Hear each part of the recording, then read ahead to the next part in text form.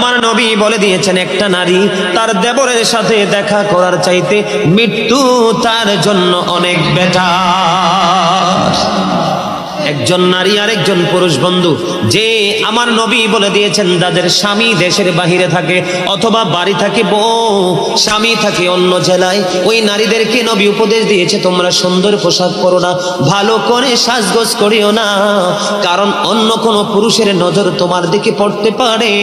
ও বন্ধু, নারীদের যত সাজগোজ যত সৌন্দর্য সব কিছু স্বামীর জন্য, অন্য কোনো পুরুষকে দেখাতে পারবে না। নবী যখন জান্নাতের দিকে নজর দিলেন, চাইয়া দেখলেন বেশিরভাগই পুরুষ।